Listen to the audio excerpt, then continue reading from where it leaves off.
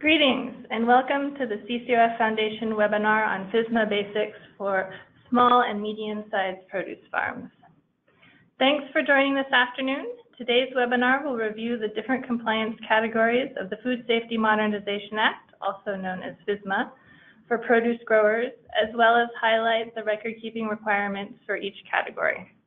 We will also share record-keeping templates for farms that qualify for FSMA exemptions. Note, this webinar will focus only on FSMA basics for small to medium-sized produce farms. It will not go into detail on specific food safety practices required for farms that must fully comply with FSMA. If your farm falls into this category, we will list some resources at the end of the webinar that will align more with your type of operation. We want to acknowledge that today's webinar is supported through a grant from the USDA National Institute of Food and Agriculture and produced in collaboration with the Western Regional Center to Enhance Food Safety. Any opinions, findings, conclusions, or recommendations expressed in this webinar are those of the authors and do not necessarily reflect the view of the U.S. Department of Agriculture. Also note, this webinar is not providing legal advice. If you're having difficulties connecting to the webinar, can't hear, can't see, please call our office for support at 831-423-2263. Press 0 for the operator and someone will help you connect to the webinar. My name is Megan Donovan and I will be your host today. I'm a program specialist at the CCOF Foundation. The CCOF Foundation advances organic agriculture for a healthy world through education and hardship grants, technical assistance, and consumer education. My colleague, Jacob Guth, will also be online today. Jacob is CCOF's Food Safety Program Manager. Prior to his current role, he worked in CCOF's Organic Certification Department for many years. Jacob will be online to answer questions related to the intersection of food safety and organic. Before we get started with the main presentation, I wanted to let you know how you can participate in today's web event. We're looking at an example of the GoToWebinar attendee interface, which is made up of two parts. The viewer window on the left, which allows you to see everything the presenter will see on the screen, and the control panel on the right. Within the control panel is how you can participate in today's event, so let's look at that. By clicking on the orange arrow, you can open and close the control panel. By clicking, or from the view menu, you can also set the control panel not to auto hide when active if you prefer to always keep it open. The audio pane provides audio information. By default, you have joined the webinar via mic and speakers. If you prefer to join via phone, select phone call and the dial-in information will be displayed. During the presentation, you can send questions to our webinar staff through the questions pane. Simply type your question and click send. Throughout the webinar, we will stop from time to time for questions and answers. As a final reminder, today's webinar is being recorded and everyone will receive an email with a link to view a recording of today's event along with the PDF of the PowerPoint slides.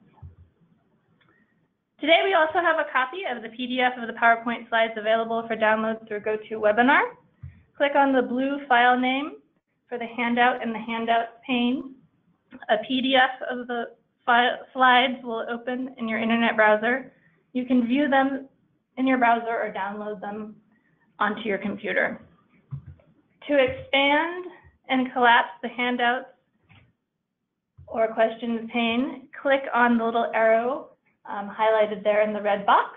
For example, if you can't see the questions pane, just click on that arrow and it will expand. So we wanted to invite you to send in where you're calling in from today and what crops you grow, just to kind of test out that questions pane. And we will loop back around to that information in a little bit. And just to note, we have a really great crowd in the audience today. We have about 60 folks online. And so we're going to try to get to everybody's questions, but we wanted to just say in advance, if we don't get to your question, follow up with us afterwards. And we'll provide contact information in the follow-up email.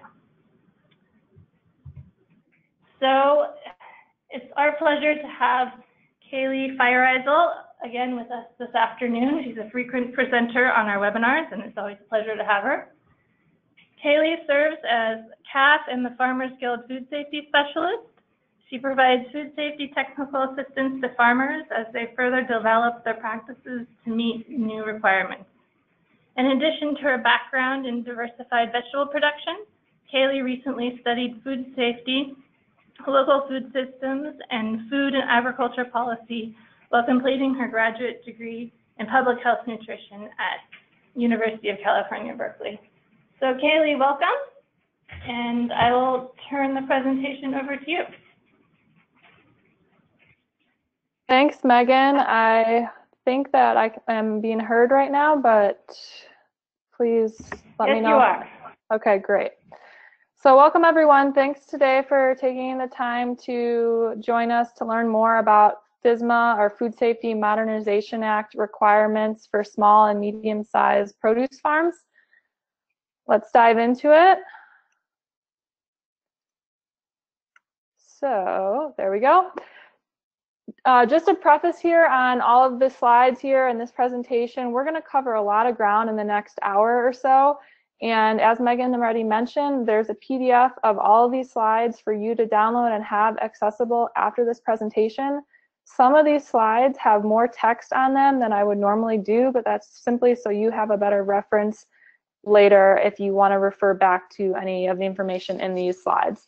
And also, Megan already mentioned, but I want to reiterate that I am not giving any legal advice. I am not an attorney. I'm an educator, and I'm here to help explain some of this complicated regulatory information and not provide legal advice. So now that that's out of the way, I just want to say, try not get overwhelmed with all these details. You can reference these slides later. We have tons more resources on caf.org/program/food safety. And then CCOF has a plethora of resources as well that Megan will review at the end of the webinar. Okay, so here's our presentation roadmap. We're going to cover these 6 broad categories, some with more time spent on them than others. First, we'll review what is on-farm food safety, then a brief review of what is the Food Safety Modernization Act, or FSMA. I'm just going to say FSMA for the rest of this presentation, so it's less wordy, and specifically the produce rule, which is part of FSMA. And then thirdly, we'll go over what are the 3 farm categories within FSMA. And then fourth, what if farms that have to be in full compliance with the law need to be aware of, or what types of farms fit into that category. And then fifth, we're really excited to talk about some record keeping tools that farms that fit into the qualified exempt category can use. And then lastly, we're going to briefly talk about good agricultural practices, or GAPS laws. And again, as Megan said, please feel free to type any questions into the question pane throughout the presentation. If there are quick clarifying ones, I want to try and get those answered in the flow of the presentation. And then we have some question stop benchmarks along the way that we will take more in-depth questions.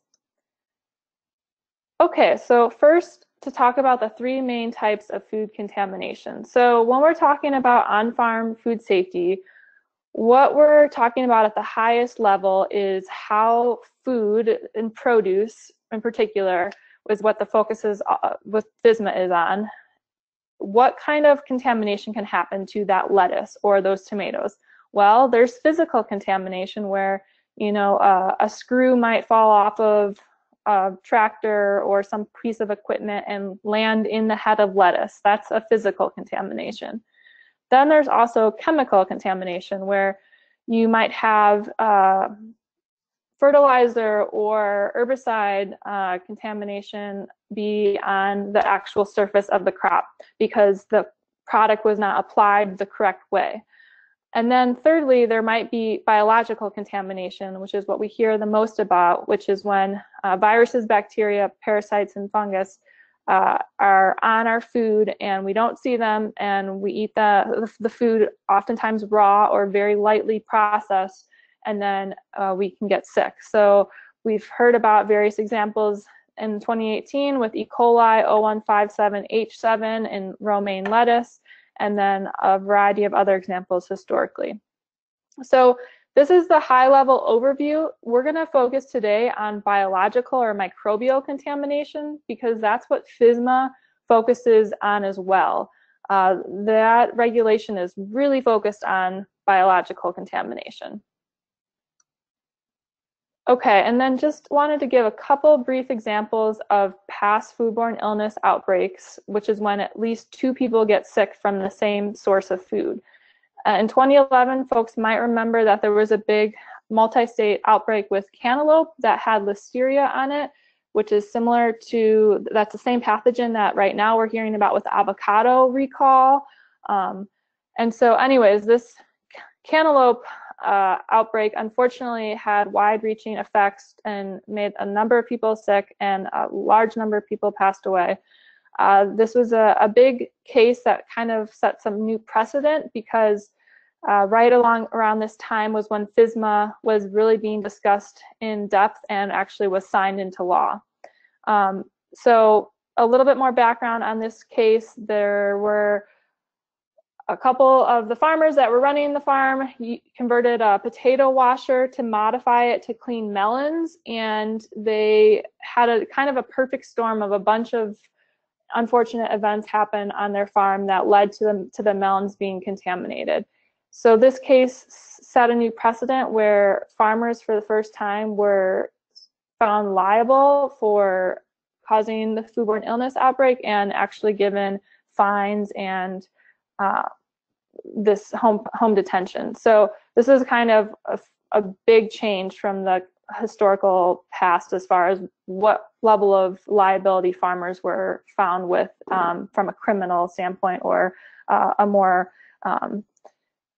so this example happened, and this was more of a bigger farm, but then I also want to bring up this other example, which was a very small farm in Oregon that had fresh strawberries also in 2011, where they were harvesting berries that had deer scat on them and right next to them, and selling those at a U-Pick and at a farmer's market.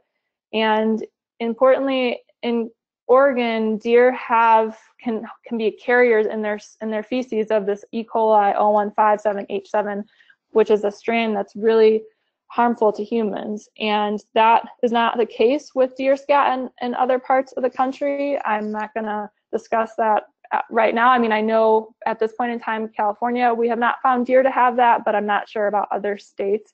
But that's just something to keep in mind. And in general, it's a good agricultural practice to not be harvesting product that has animal feces on it or is near animal feces. And it's also required under FSMA. So these were just examples of practices that are farms that did not have good practices in place and led to people getting sick and dying, unfortunately. So this affects all farms, small farms, medium farms, large farms, farms that are growing all different types of crops, produce-wise. And it's important to think about, oh, I'm a strawberry grower, I'm a small strawberry grower. Well, if an outbreak happens with, big strawberry companies, that is also probably going to affect you too. Like, we as an overall specialty crop industry need to be all putting our best foot forward, because everyone needs to be eating more fruits and vegetables to be healthier, and it's in all of our businesses' best interest to make sure that we're producing the best and safest food. Okay, so those are some examples that kind of helped fuel the fire and led to the Food Safety Modernization Act, or FSMA. And this is a couple of terms that I want to point out with FSMA. So in 2011, it was signed into law by President Obama, and that was the first time we had updated our federal food safety regulations in 70 years. And another term that is used a lot is covered produce. When I first heard about FSMA years ago, I thought covered produce meant produce grown in greenhouses or high tunnels or low tunnels, and didn't.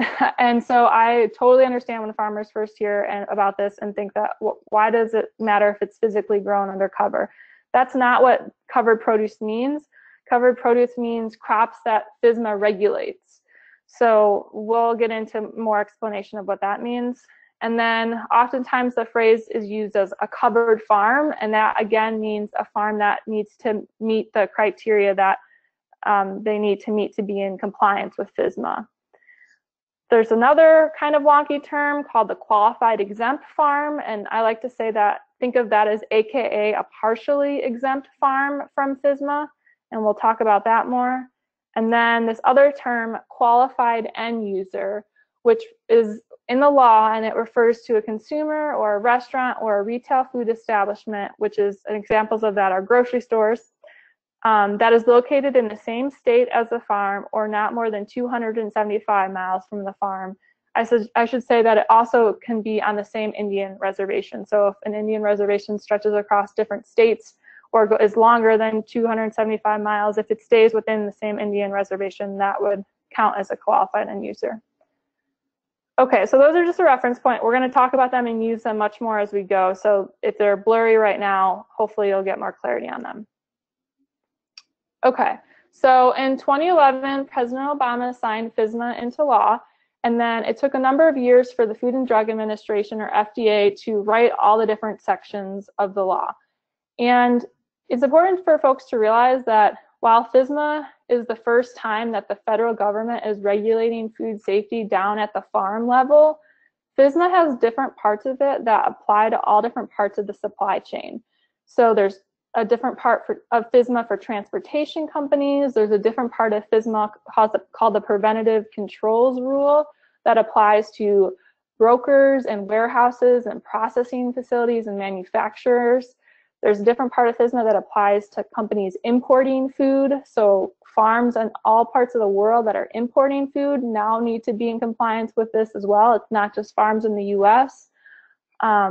But if you're only a farmer growing raw produce, which I think is the majority of folks on this call, the focus of the law that applies to you is the produce rule. Okay, so now we're kind of nearing the end of this phase of regulation, implementation, and education as far as being explicitly in the education phase and helping everyone know about it, because starting in April, which I can't believe is just next week, the enforcement for the law will begin and happen moving forward. Okay, and then another note about FSMA is that there's very few parts of the law that are prescriptive. And what I mean by this is that there are very few parts that tell you black and white, this is what you do, do these 3 things and then you're in compliance with this part. There's a lot of regulatory language like 112, 128 here that uses words like reasonably necessary and necessary and appropriate. And so it's up to farmers to determine what is reasonably necessary for your unique situation on your farm with the unique food safety risks that are present. If you're curious to look at and read the actual text of the law, this is the PDF link here on this page. We'll take you to that, and it's actually not too long, about 20 pages. Okay, so now after that brief overview of FSMA and kind of laying the foundation for why we're here and what FSMA is at a high level, now I want to go through the different criteria that the 3 different farms under FSMA need to meet. So not all farms under FSMA fall into one big bucket. Instead, there's 3 buckets of farms under FSMA. So first, let's talk about the farms that are considered fully exempt from the law. And as I go through these 3 categories, first I'm going to explain the criteria a farm needs to meet to fit into this category. And then after we go through the 3 categories and cover the criteria, I'm going to describe what farms in each of those categories need to do. So hopefully after this part 1 here, you'll understand what category your farm fits into. And then in part 2, you'll learn, okay, what do I need to do next? So for fully exempt farms, a farm that grows produce that is only grown for personal or on-farm consumption, no matter what crops you grow or how many acres you grow, that farm would be fully exempt from the law. Additionally, if a farm grows produce that's on the FDA rarely consumed as raw list, which we'll get to next, no matter how many acres or how many dollars of those crops that you sell, those farms are fully exempt from the law. So if produce that a farm grows goes through a kill step, those farms are also fully exempt from the law. And when the law says kill step, what it means by that is something like pasteurization, or growing grapes that get fermented into wine, or growing tomatoes that get canned and acidified into tomato sauce or tomato paste. It's some sort of, high heat pasteurization, acidification, something like that. It's not, oh, I just washed it in water. I washed my lettuce in water that had a sanitizer in it. Isn't that a kill step? No, the law doesn't classify that as a kill step. It has to be something that's validated and scientifically proven to reduce the microbial load of any pathogens that might be present. Okay, so some farms could fit into the full exemption by the 3 bulleted points up there, or some farms are fully exempt from the law because the farm's total annual gross produce sales are less than $25,000. And that's important to note that it's produce sales, not all food sales or product sales that a farm might have. Okay, so to dive into a couple of these bullet points more, what is on this FDA list of produce rarely consumed raw? There's some things like you might expect to have on there, like eggplant and potatoes, and then there's some crops like figs and beet greens, beetroot, that you might be surprised to see on there. So this is the full exhaustive list from FDA's rarely consumed as raw list. And if a farm is only growing crops on this list, no matter how many acres or how many dollars they're selling, that farm would be fully exempt from the law. Oftentimes I get the question, well, I grow a couple crops that aren't on this list, and then I grow a couple crops that are. Well, if you're selling all those crops under the same business entity, then you'd have to look at, are you selling over $25,000 worth of all of those crops in produce combined? Because it's a $25,000 threshold, and you are, I'm seeing, some audio connection issues, but I think it just resolved. So if you are growing crops that are not on this list, but over $25,000 in sales, then you would need to figure out what you need to do, because your farm would not fit the fully exempt category.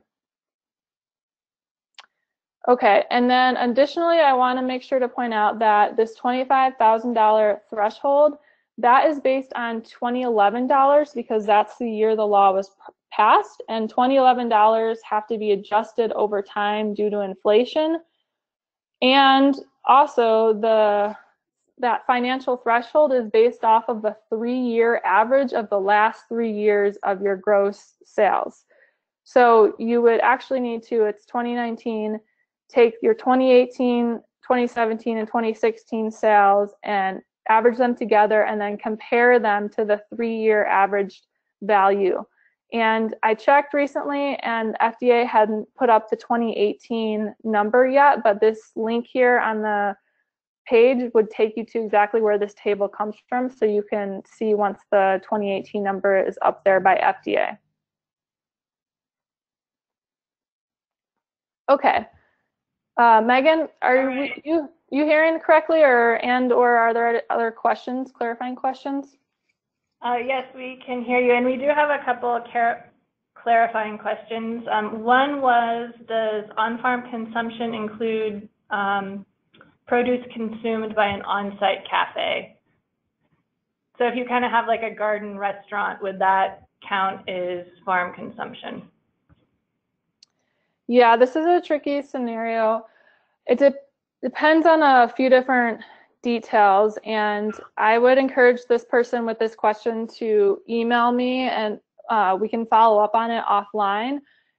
From my understanding, if there's an exchange of money for the value of that produce to that cafe, then it's likely that you might not fit into that exemption, but if there is no exchange of money, then it might be more likely that that exemption would work. But it's kind of an area that is a case by case. We really need to kind of talk through all the specific details with it.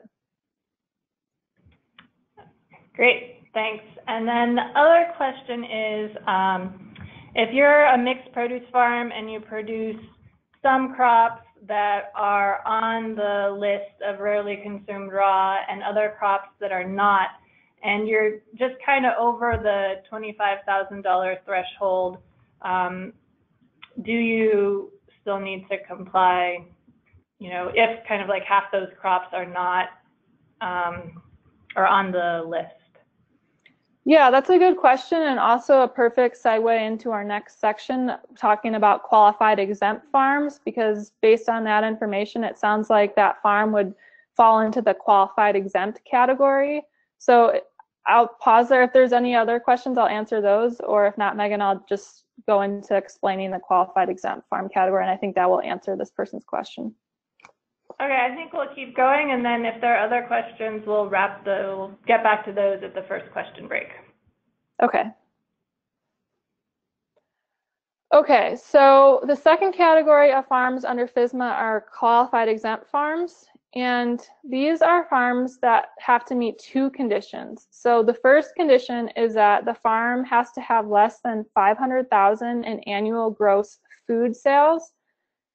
And the second condition is that the farm has to sell the majority of the food directly to customers, or what the law calls qualified end users.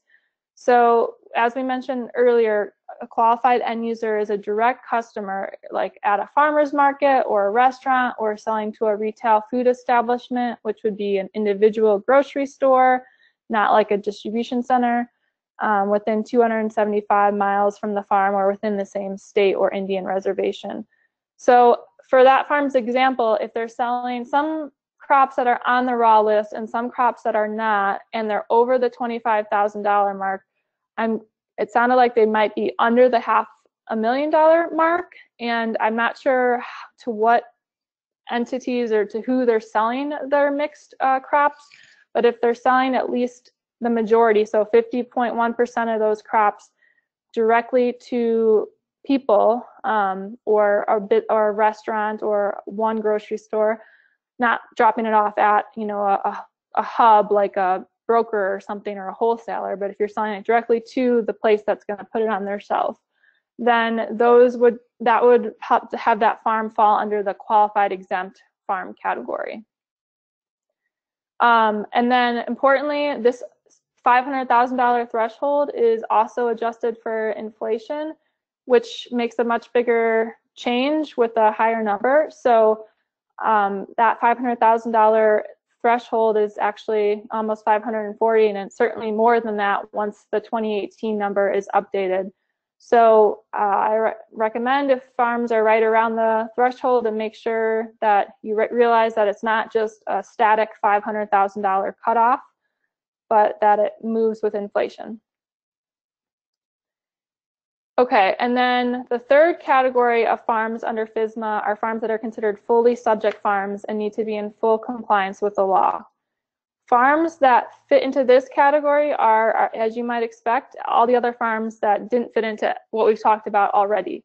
So if a farm has the 3-year adjusted average gross sales that's greater than $500,000, that adjusted number, no matter where you sell your product, if you're just 100% a community supported agriculture farm, or you're 100% a farmer's market farm and you have $1 million in sales at farmer's markets a year, it doesn't matter that you sell 100% directly to qualified end users. The law considers your farm too big, and you have to be in full compliance with the law. The second category for farms that fit into fully subject are those farms that have under that $500,000 average adjusted food sales, but they don't sell the majority of their food to a qualified end user. So an example of this might be a grower that, say, only grows tomatoes, or let's say only grows strawberries and sells them to the wholesale market, and they sell $100,000 worth of strawberries every year to a broker, a local broker they go onto the wholesale market. That farm fits the under a $500,000 financial threshold, but it doesn't sell the majority of their strawberries directly to end customers, like at farmers markets or to restaurants and things like that. They sell them on the wholesale market, so they don't meet that second criteria and would need to be in full compliance with the law. Okay, Megan, any questions on the qualified exempt or fully subject farms or any of what we talked about? Yeah, we had a couple questions come in during the talk, and if you have any additional questions, feel free to send those in now. So there was one grower who wrote in, I work with growers who sell fresh figs. They're eaten raw. Do they need to meet FSMA even though they are on the exempt list? That's a great question. So technically, with what the regulation says, they would not need to be in compliance with FSMA, but I would recommend that those growers are implementing good agricultural practices or GAPs, and if they want to get in full compliance, even though they're not required to, but just to put the right foot forward and do the right thing because they're selling a crop that's consumed raw, I would certainly, recommend that. But again, I'm not an attorney and I'm not providing legal advice, so it's, I think, just great that you're here today learning about this and then can take this information to the growers and figure out where to go from here. And I'm happy to, if this person wants to email me, we can set up a call and talk more. Great, thanks. And then another question is, does a local food hub count as a distribution center, or i.e. not direct to consumer? Another excellent question here. Food hubs are tricky, and FDA has not provided clarity yet on this, is the short answer. The modified long answer is that possibly the food hub could fit into the qualified end user category, but a few different details need to be met. The food hub would need to be majority owned by the farmers selling the majority of food through the food hub, and there's other details as far as, is the food hub buying the produce from the farmers and then reselling it to the end buyer? If that's the case, then it's less likely that would be able to count as a qualified end user. But we're waiting for guidance, and CAFF and a number of other organizations around the country have submitted questions to the FDA on this, and still waiting to get more feedback. I'm sorry, I wish I had a better answer. Okay, great, thanks. And then another kind of question about the qualified end users, is a local CSA a qualified end user? Yeah, so I assume that this person is asking, I grow a bunch of different vegetables and fruits and I sell them to 50 families through my local CSA, and they go out in boxes and people pick them up, or they come to the farm and pick up their boxes. And yes, sales through a CSA are considered sales to a qualified end user. Okay, and what if you're selling your produce to another CSA? So you're not actively doing the distribution. Would that kind of put you over into what you were saying about the food hub again? That is another gray area question where I've heard different interpretations of that by FDA and by the California Department of Food and Agriculture. So from the farm that's selling their produce to the other farm, it's clear that that could count as sales to a qualified end user because it's staying directly to farmers, but it's less clear for the farm receiving that food product or that crop, how that would be classified. I think, Megan, if we want to note this one, I can try and get a better answer, and then we can send it in the follow-up email. Okay, that sounds good. And we have a couple other sort of quick clarifying questions. Do food sales include wine and cheese? Yeah, so for the $500,000 threshold, that's all food sales that the farm business has. So if you are a farm that grows produce and then also has grapes and makes your own wine and also makes cheese, then yes, those are food sales because the law considers all food sold to humans and animals actually as food that counts under that food sales $500,000 threshold. So yes, the short answer is it would count. Okay, thank you. And then we also had a question wondering, does the 50.1% apply to sales in dollars or quantity units sold? Good question. So that is based on dollars. So if you're looking at your, you have $400,000 worth of sales and you have CSA has revenue of $200,001, then that would get you that over that 50%. Okay, thank you. And we got even more clarifying questions coming in. Since we're in Mexico, does this rule apply to us? It depends what you're doing. If you're growing produce in Mexico and you are selling it to a company in the United States that's importing it, then it is likely, yes, the law applies to you, but without knowing more details, it's hard to know what parts of the law would apply. Okay, great, thanks. And one more question. Do you offer farmers one-on-one technical assistance with compliance? If not, who does? And this particular farm is looking for a Spanish speaker.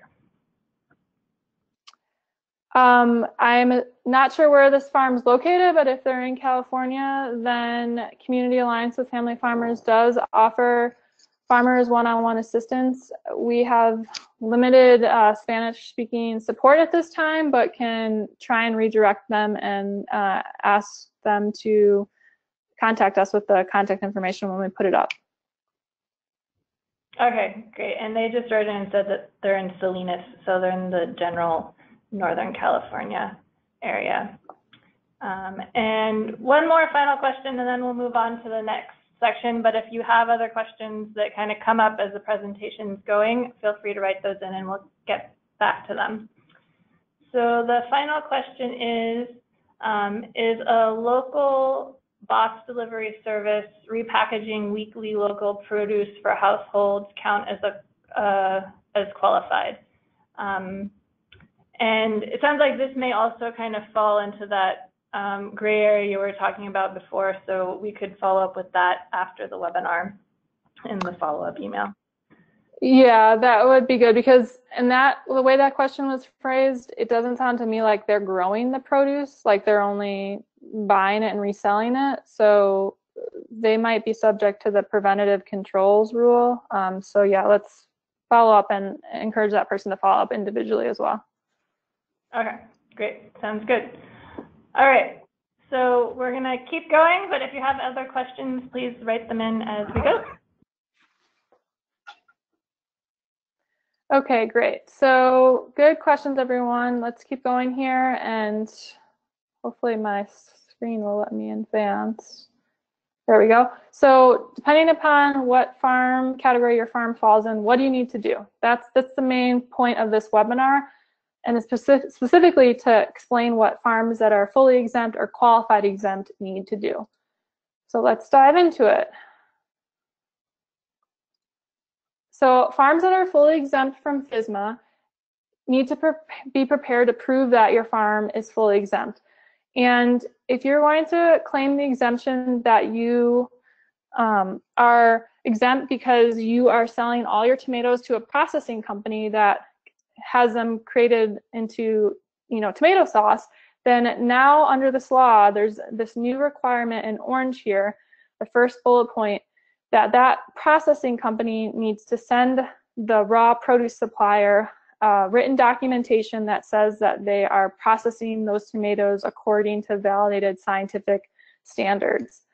Additionally, the farm selling the raw produce needs to make sure to label the packaging of those tomatoes that says that they're not processed adequately to reduce the presence of microorganisms of public health concern. And this is the only explicit requirements for fully exempt farms that the law spells out, those bullet points in orange. Whereas if you're claiming the full exemption because you have less than $25,000 in produce sales, it'd be great to make sure you kept those financial records to prove that you had that, or some sort of written documentation, but it doesn't explicitly, the law doesn't explicitly say that you need to do that. But as always in food safety, on-farm food safety, written documentation goes a long way to help show with objective information that you've got documentation for what you've been doing. And then likewise, if you are planning to get the exemption because you're growing crops on that raw list, make sure that you have some sort of planting schedule and or seed receipts to show that you're only planting eggplant or collards or whatever crops are on that raw list. Because who knows, you might be contacted by your state FSMA inspector or the FDA in January and you've got nothing in the field and nothing in your greenhouse and no physical evidence that you could say, see, look, but if you had some written documentation, then that would fulfill that. So that's for fully exempt farms. And here's just an example of, a very basic thing, but it would just be, I'd imagine like a one-pager from a processing company that would say that we certify that we have completed the commercial processing of the tomatoes from farm, whatever your farm name is, according to established industry standards. And you would just need to make sure to get that on file at least once a year.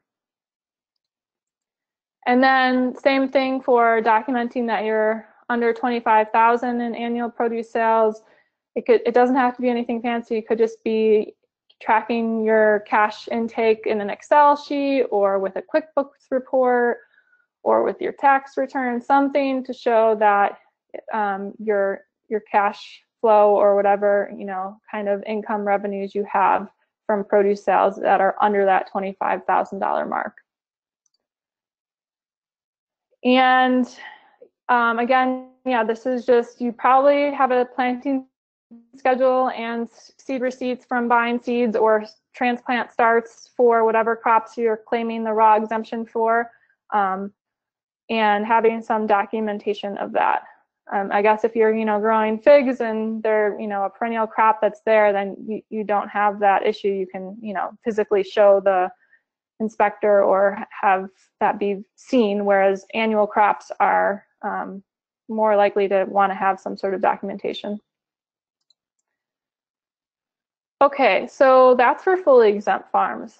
Now, if we transition to qualified exempt farms, so these are the farms, remember, that have to be under $500,000 in that inflation adjusted number, and they need to sell the majority of their crops to qualified end users or directly to people. So the first thing that these qualified exempt farms need to do is to keep records of the last 3 years of sales to prove you're exempt, right? You need to have that under $500,000 for the last 3 years, some sort of written documentation to show that. And then within your financial records, you need to prove that at least the majority of those sales were to qualified end users. These records can be kept in a written form, handwritten form, or an electronic way. And the law does say that your state inspectors that are inspecting for FSMA or the FDA has 24 hours from when they request these from a farm to when the farm would need to provide them. So that's the step one, to help the qualified exempt farm show that you are financially under that $500,000 threshold and that you're selling the majority of your crops directly to qualified end users. And this says, this important note down here that you should start keeping these records in March 2016 is referencing, because remember, you need to go 3 years backwards. So 3 years backwards from 2019, 2018, 2017, 2016 to get those 3 years of data. But now we're in 2019, so if you haven't started keeping data, then you would, 3 years backwards is not to 2016, but it's to 2017. So that's why that's there. The second thing that qualified exempt farms need to do, that if you're not doing it already, is to provide the farm name and complete business address at the point of sale. So if you are selling your product, your produce through a CSA box, and you have boxes that go out to different houses or places where people pick them up in your community, right now, if your box doesn't say anything on it, you need to change that to have your farm name on there and the business address. And that can be the physical address of your farm or a PO box. And it doesn't need to be that you get, uniquely made boxes printed with your information on it. If you want to, great, but you don't have to. You could just have, heavy duty stickers or something that you slap on each box that says that information. And the same thing you would need to do if you are selling your produce through a farmer's market stand or a farm stand, to make sure that you have that name and address posted already. And, having your name, farm business name, is, a great marketing thing to have available. So I imagine most folks are probably doing this already, or it's just a small change to implement this across the various ways you sell your produce. Okay, and then the third thing that qualified exempt farms need to do under FSMA is to record that you annually reviewed your FSMA status and the farm is still in the correct category. So the law doesn't give like a clear explanation on how you would do this, but my interpretation is that you could just create, like I have in this basic example here on the page, a one-page piece of paper, and you put some columns on that piece of paper, and every January set a reminder in your phone or put it on your paper calendar, or however you do it, to remind yourself to go in and review your farm's financial records and make sure you're under that $500,000 in sales, and that you're selling the majority of your sales directly to qualified end users. And then once a year, you just go in there and you review, you note that you did that, you note that the farm's still in the correct qualified exempt category, you sign it and date it, and then you just file that paper away, and then a year later, you need to make sure to go do that. So that's the third of three things. And of course, the regulation leaves this important note in orange down here. In the law, there's left in there that if your farm is involved in a foodborne illness outbreak, FDA does reserve the right to revoke your farm's qualified exempt status, even if the farm meets the criteria. So that is just something to be aware of. Okay, and then what is the timeline for compliance for these different action items that we talked about that farms in the full exempt category or the qualified exempt category have? Well, if the farm is considered a small business under FSMA, which is farms with gross sales between $250,000 and $499,000, you should have been doing this a couple months ago. If your farm falls into the $25,000 to $249,000 tier, then you have until next January to do those three things. Again, though, those are pretty minimal, action items, and also helpful for other parts of your business. So if qualified exempt farms aren't doing those already, I highly recommend. I don't know where you are, how your weather is, but it's raining right here in California and a lot of parts of the state right now. I'd recommend taking advantage of some of the last parts of winter and just get these records squared away and have your systems in place so you can just keep adding to them each year the various details that need to be added. Okay, so then what about farms that need to be in full compliance with the law? Well, this presentation today is not geared towards those farms because that is an entirely different topic. But if you're new to learning about FSMA and this is all helpful and you realize that your farm needs to be in full compliance with the whole law, then briefly we're just going to say that there's a number of different areas where FSMA has requirements for farms that need to be in full compliance. There's worker training and qualifications, there's worker health and hygiene, there's soil amendments, your equipment, your tools, your buildings, harvest, record keeping, water. The bottom line is that on-farm food safety is a process, and you can't make all these changes overnight. So I highly recommend folks that you start now, and this is great that you already are starting now. You're on this webinar, you're learning about this, and you can figure out what your next steps are and see if it makes sense to work with nonprofit organizations like CAFF or others around the country. I know there's a number of different organizations in other parts of the country that help farmers with food safety technical assistance, especially small and medium scale farmers. So I would recommend, if you're not aware of those organizations, do some Googling and see if there's any near you and reach out to them. And just to provide one example of a FSMA requirement for fully subject farms, for worker training and qualification, there's a requirement that at least one supervisor or manager from the farm attends the FDA approved food safety training. And right now, the only FDA approved food safety training is called the Produce Safety Alliance, or the PSA grower training. I believe on the next slide. Yeah, so on this slide, the bottom item here is this URL for the upcoming Produce Safety Alliance grower trainings. All of the trainings around the world are listed there. So if you know your farm needs to do that, I recommend taking a look at that list and seeing if there's any of the these trainings near you, and registering for it sooner rather than later, because right now there's a lot of subsidizing of these trainings because of everyone needing to get into compliance. So they're much cheaper now than they probably will be in a couple of years, or even next year. And then also for farms that need to be in full compliance with the law, Megan and Jacob and I and others have done some CCOF CAFF webinars on those requirements that are listed here. The URLs are listed here, and I would recommend watching those first to get an overview and learn more. And then there's also this fact sheet on the different details and how keeping track of your organic records and your food safety records for FSMA align and how they don't contradict each other. So that is on that fact sheet. But again, I apologize if there's a lot of folks on this webinar that are farms that need to be in full compliance with the whole law. That's not what we're going to dive into today, but we have another webinar coming up in the future, and these other older webinars that have a good place to start for you. Okay, and then this table is a kind of breakdown of the various timelines. So if we first look at the column that says FSMA compliance, so by law, farms that are in the biggest farm category of that over $500,000 in sales needed to be in compliance with FSMA in 2018.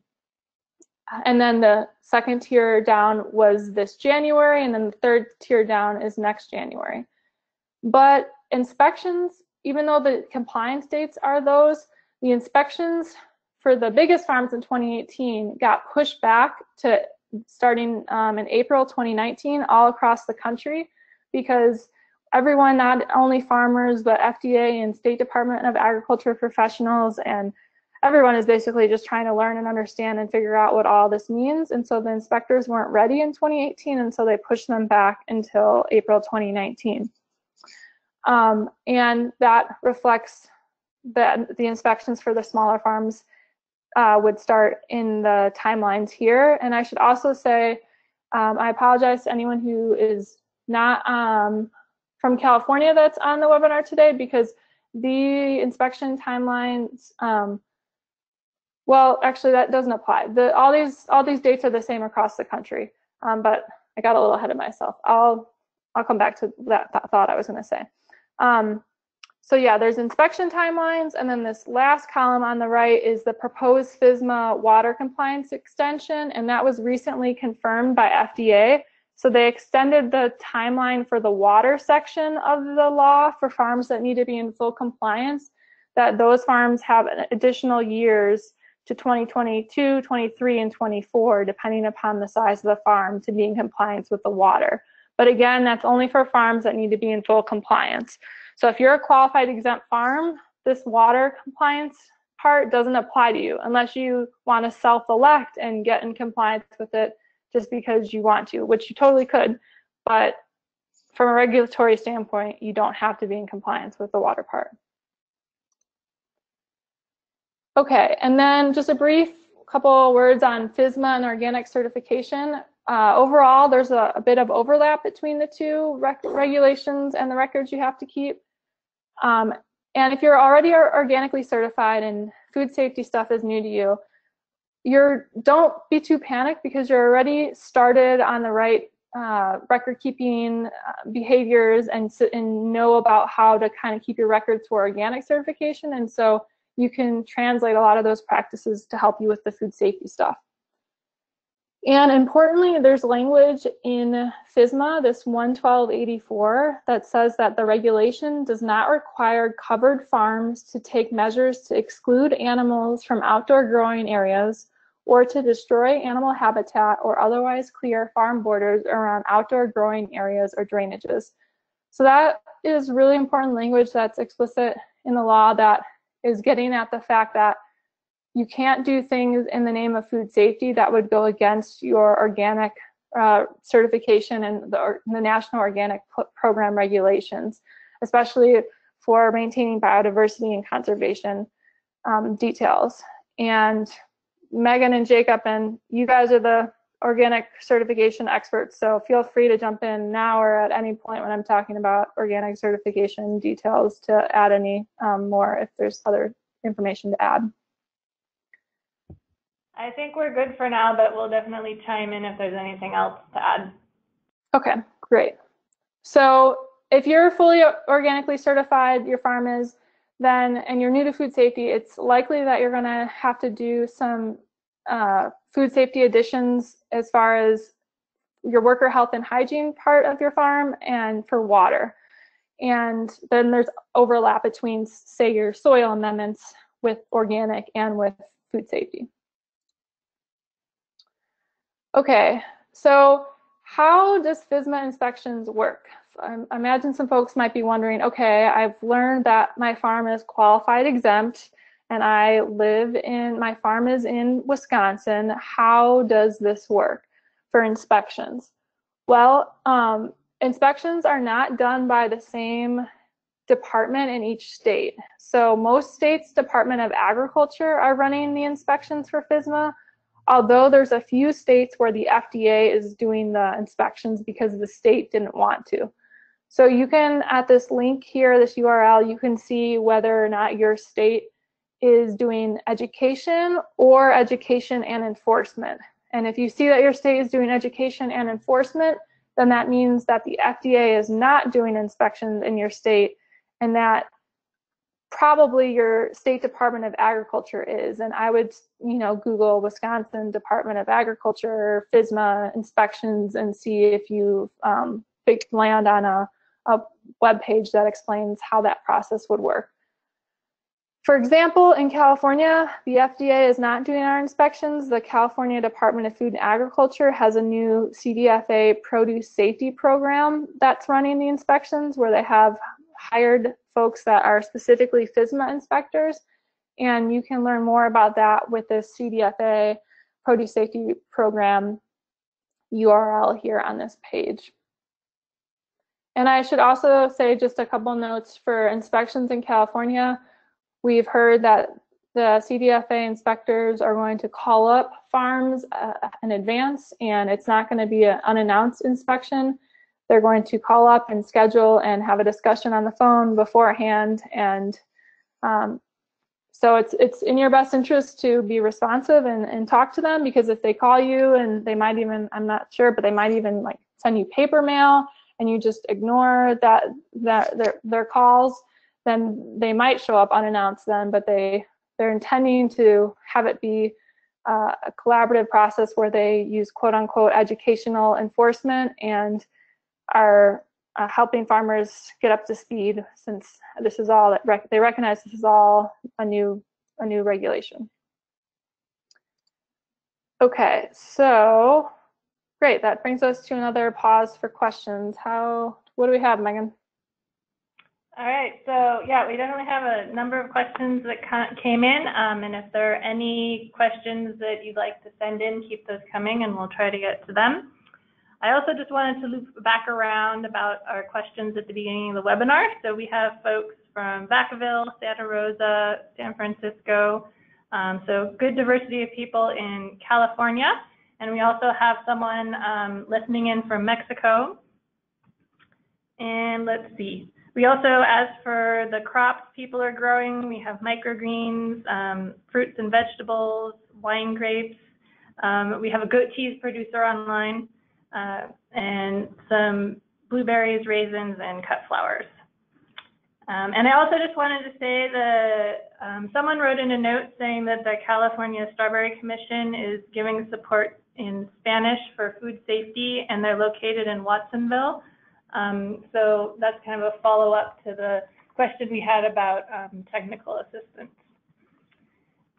So getting to the questions, we had someone write in and ask, they say they sell avocados to a restaurant. Do I need to document once a year that my avocados are not processed to adequately kill microbes?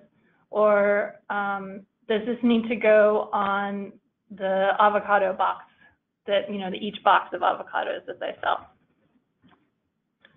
Yeah, so good question. And Megan, also I wanted to say thank you for mentioning that the Strawberry Commission is available for providing that resource. That's fantastic.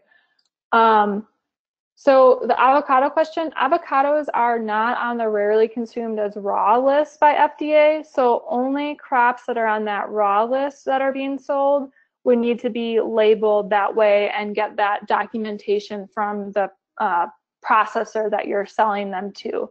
So no, the person selling avocados to that restaurant would not need to do those things. Great, thanks. And someone else is wondering, do QuickBooks or another kind of like software accounting platform with profit and loss standards pass for viable records? That's a great question. I can't 100% answer that because I'm not a CDFA FSMA inspector regulator, and they haven't given like an explicit list of these are, these 7 different types of financial records are, what would work. But I would intuitively say that that would make sense because it's a very, formal professional accounting tool that helps document that.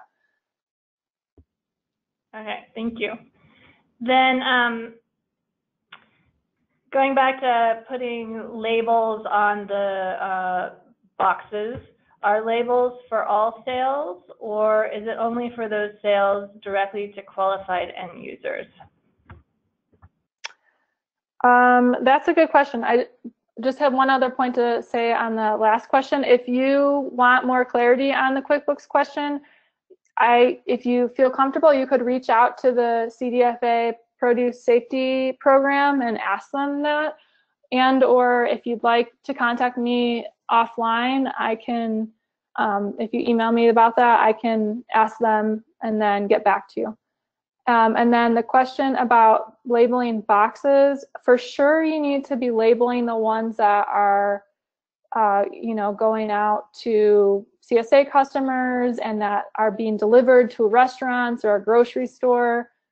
But Megan, I'm forgetting, what was the other part of that question? So say that you're also selling wholesale. So you're doing some direct, some to directly to your CSA members and others to wholesale. Do you need to put those labels on all your boxes? Or the ones going to wholesale, do you not need to have that same label? Okay, I got it now. So the ones going to wholesale would have that label too, because for traceability reasons,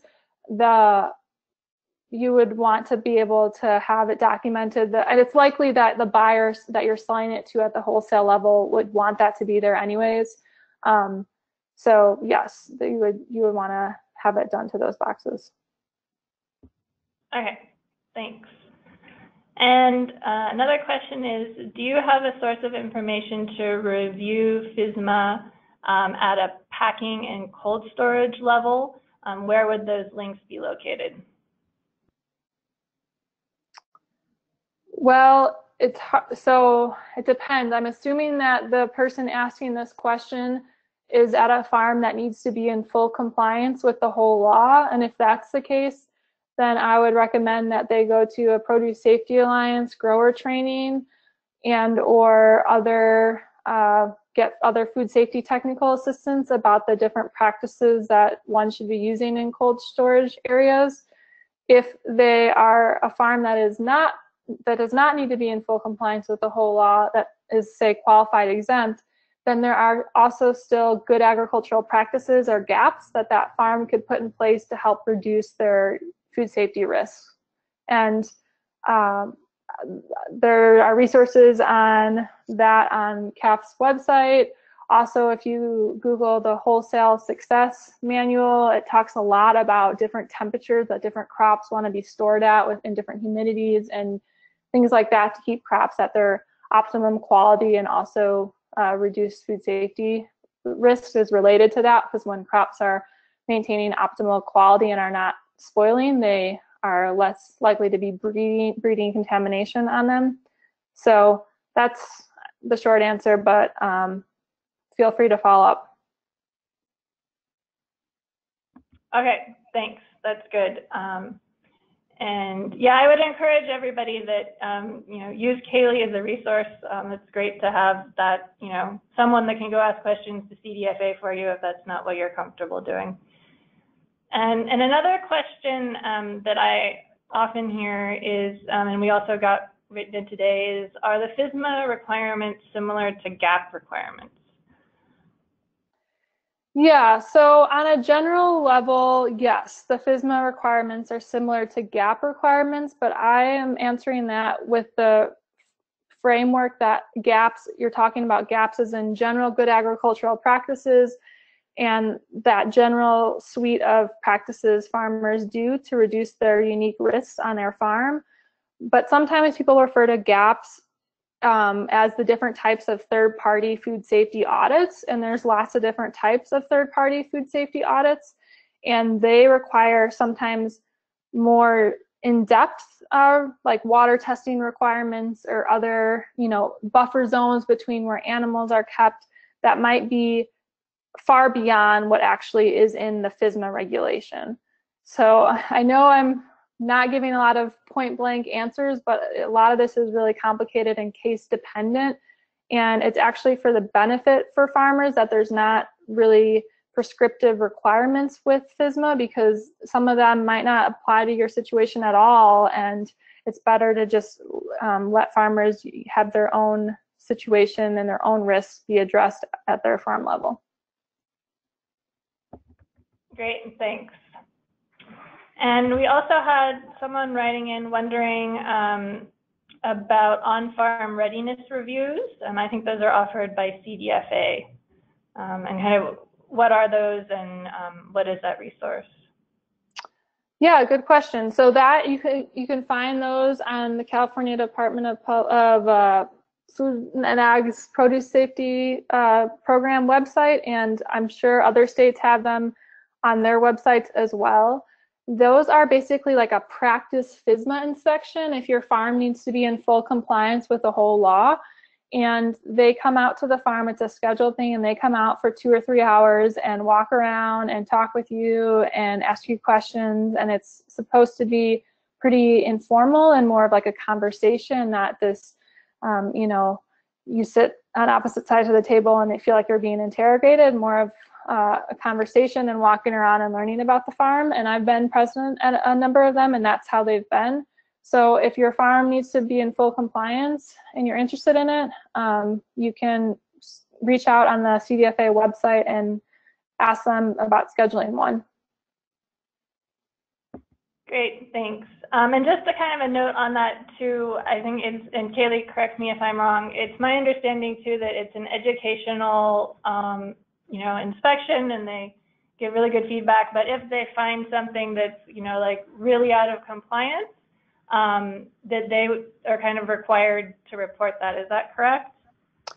Yeah, thank you for making sure that that was said related to that. So yeah, if they were to see what they call an egregious situation, so like a porta potty's knocked over on the edge of the field next, and people are harvesting lettuce right near there, or a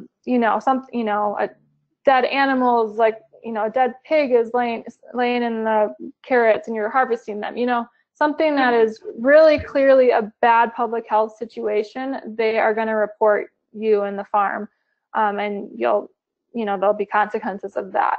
But if it's just smaller things that are not going to clearly be an egregious situation, then yes, it's an educational event. Okay, great. Thanks for that. And let's see, we'll take one more question and then wrap things up. There is a raisin grower that asked, how do I label and categorize sales of organic raisins that is sold in bulk to an organic processor? Well, I'd imagine there'd be some sort of invoicing that processor would provide, or that you'd invoice them, and then they'd give you some written documentation of payment for that. And so you could keep those records to show that you have those sales, that amount of sales for your raisins for the year, in an Excel sheet, or that's actually a good segue to, we can show the next template resource for qualified exempt farmers. Megan, is there any other quick questions? I think that's a good place to wrap this section up and move on to the next, and then we'll get back to any questions at our final question and answer. Okay, great. So there's a few tools out there. One main one for farms that are qualified exempt and need to keep those records, mainly the financial records that I mentioned, about under $500,000 in sales, and the majority of sales directly to qualified end users. So one great tool is offered through the University of Wisconsin at this URL listed on the page here. And if you go to that, you can find this tool that has information explaining how to use it, and then also you can download these forms that literally walk you through, put this number here and then calculate this way, and all those details.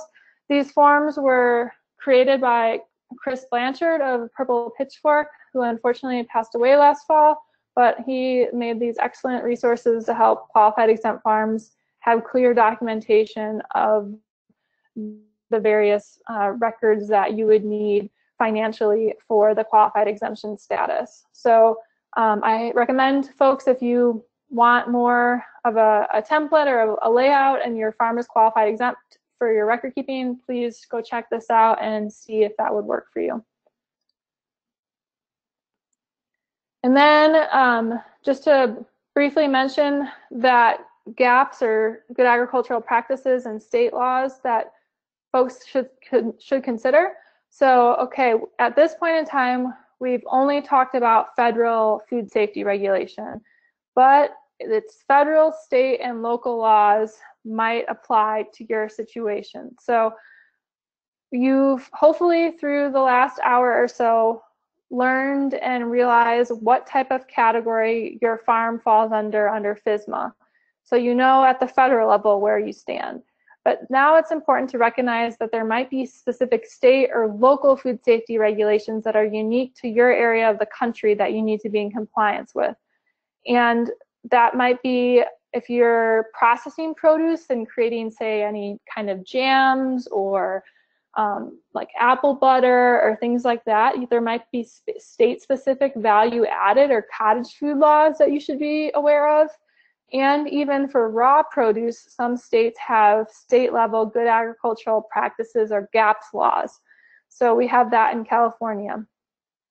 So if you're not in California and you're not aware or not sure if you have specific state-level raw produce food safety regulations, please check with your local extension office or a food, an ag-related nonprofit that might provide food safety technical assistance in your area to see if they can help you learn about if there's any regulations on that front at your state level.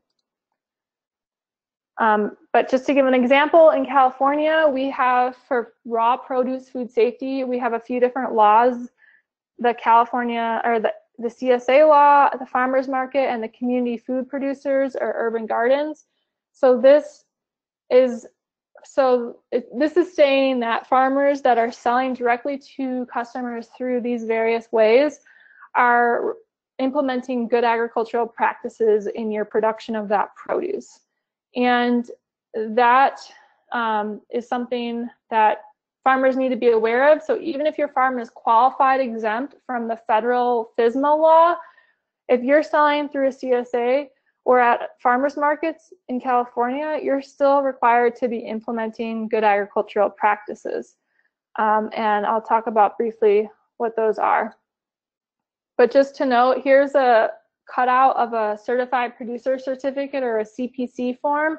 And you might not have noticed, but in California at the bottom here, there's this sentence that says, I further certify that I am knowledgeable and intend to produce in accordance with good agricultural practices as published by the department. So I wasn't aware of this at first when I got into farming, and but it's nested in there. And if you're signing these forms and involved with direct sales to customers in California, you should be implementing GAPs on your farm, which is not, it's a really important thing to be doing for the sustainability of your business and providing healthy and safe product. So what is GAPS? Well, GAPS is a acronym for Good Agricultural Practices, and it focuses on 5 main parts of the farm: water, employee training, land use and animal access, equipment, tools and buildings, manure, compost, and chemicals. So there's a lot of overlap between those 5 categories and the number of different categories that I mentioned that farms that need to be in full compliance with FSMA need to be aware of. So yeah, to get back to that person's question, there is overlap between the two, but FSMA is more of a foundation, like a floor for food safety, whereas all the third-party audits and things generally are require more than FSMA requires. But at the GAPS level, GAPs are a voluntary set of practices that you put in place on your farm to reduce your unique food safety risks that you have because of whatever conditions might be related to, you know, your water or the land use around you, or if there's animals around, different things like that. It's important to recognize that all farms, there's no such thing as zero risk. We're working in a very active microbial environment. For the most part, there's a lot of good microbes that are in our farming systems that we want there. But at the same time, there can be some ones that make us sick. And so it's just a matter of identifying what you can do to minimize potential risks. So if you'd like to learn more, I just wanted to do a quick screenshot here of at CAFF.org. If you hover over programs and then hover over food safety, a bunch of different sub-resources come up, and you can go to this fact sheets and food safety plan templates page. And that page looks like this, where there's a bunch of different resources there in different languages, and they're all in Word documents that you can download for free. And then you can fill them out, and they help guide you to create different resources, such as a farm food safety plan, or if you want to do this farm risk assessment here, that's a great place to start if you're new to food safety. That asks you yes and no questions about different topics on your farm, and one answer, yes or no, is the quote-unquote correct answer, but if you answer in the gray box of the sheet, that's the quote-unquote incorrect answer. But that doesn't mean, you know, you're out of luck. You just need to put some sort of corrective practice in place to help reduce your risks. So that helps you kind of prioritize, because I recognize farmers are really busy folks and they don't have an unlimited time to be working on this, especially small and medium-sized farmers. So this risk assessment is a tool that can help you prioritize, okay, I realize that the main area of focus where we have food safety risks on my farm is that I'm not adequately training my employees on good hygiene practices. And so that helps you figure that out, and then You can determine next steps as far as, okay, I need to do better employee training, I need to do better with providing good first aid kits and hand washing supplies, different details like that. Okay, and then this is just a little screenshot of the food safety plan. If you were to download the simplified food safety plan, you would start like this, and then it helps you see what you need to, what kind of information would go into that, and kind of walks you through it. But I want to make sure to save a few more minutes for questions. I know this is a lot of info to take in, and my contact information with my email is there, and happy to follow up after this. Great, thank you very much for going over the different GAPS resources and all the other information. We had one or two more questions come in. So regarding the address on the cartons, you know, for the qualified exempt portion of the presentation, do you need a PO box and physical address on them, or would just the name, city, state, and zip code be okay? The text of the law says the farm's business address, which can be physical or a PO box. So if you have a preference one way or the other, then I would just go with whatever one you prefer. It can be either. Okay, great. So I'll give you one more call out for questions. I also wanted to note, Kaylee has her email address up here, so that's a great resource to follow up. And I also just wanted to invite Jacob to talk a little bit, and you had mentioned you're also available as a resource for food safety questions. Yeah, Kaylee and I have taught a couple of the Produce Safety Alliance training courses together, and we've done some technical assistance for folks figuring out how and where they fit into the rule and how to comply. And so my email is Jacob, J-A-C-O-B, and that's at CCOF.org. CCOF is hoping to provide support to our growers, organic, or people in transition who are working to figure out how these food safety rules apply to them. So feel free to give me an email and drop me a line. Happy to provide some technical assistance, or if I don't know the answers, put you in touch with the people that do. Okay, thanks. Great. So there's a lot of good resources out there for people, because as Kaylee mentioned, this can be a super confusing topic, and it's good to have someone that you can walk through your specific, you know, situation with. Another question that came in is, I heard someone mention cut flowers. Is this a category that falls within the jurisdiction of FSMA? Kaylee, do you want to answer that one?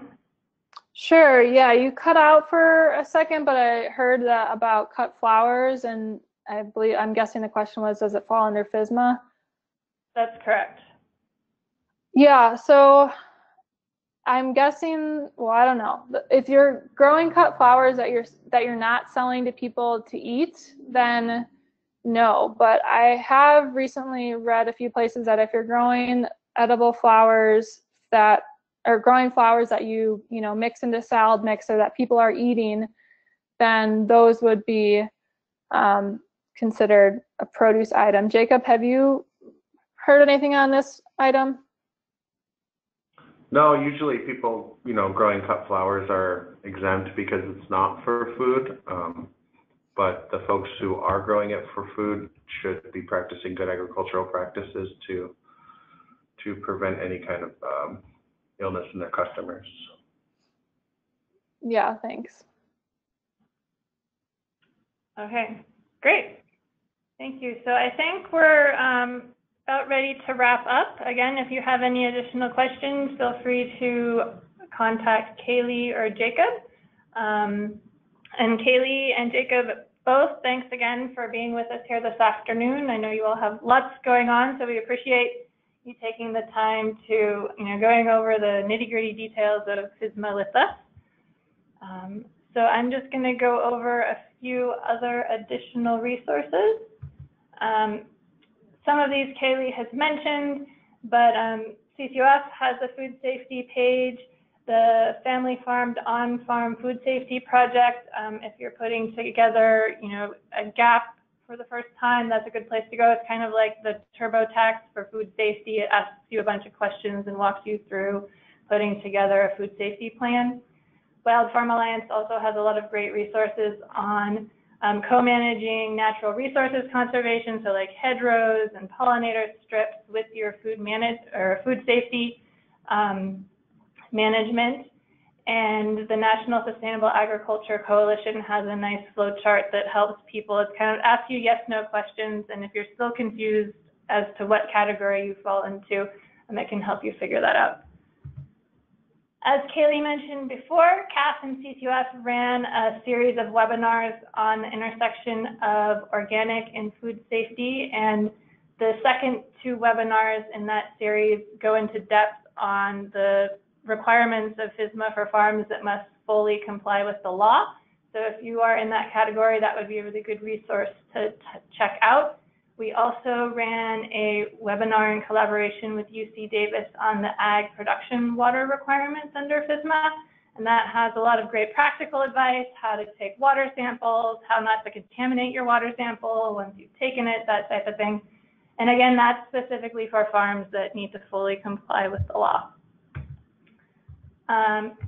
We have some additional webinars coming up later this spring. In May, we will host a webinar on pathways to farm ownership that talks about, particularly here in California, land is so expensive you can't just buy it right off the bat. So how can you think strategically about how you lease so that you can eventually own your own farm? And then in June, we'll have a follow-up to this webinar that goes into the details on record keeping for farms that must fully comply with FSMA and how you can dovetail that with your organic records so that you're not keeping two sets of records to meet the two regulations. Finally, if you are a student studying organic agriculture or know a student that's studying organic agriculture, we are accepting grants for a future organic farmer grant fund for higher education and vocational students. Those open on April 1st. So please send folks our way. It's always exciting to hear all of the innovative and enthusiastic young folks that are carrying on the organic mission. And thank you. It was a pleasure spending the past hour and a half with you. And if you could fill out the evaluation form, we'd really appreciate it. It gives us great ideas for events in the future and also how to continue to improve our education offerings. So thank you and have a good afternoon. Thanks, Megan, and thank you all for joining. Thanks.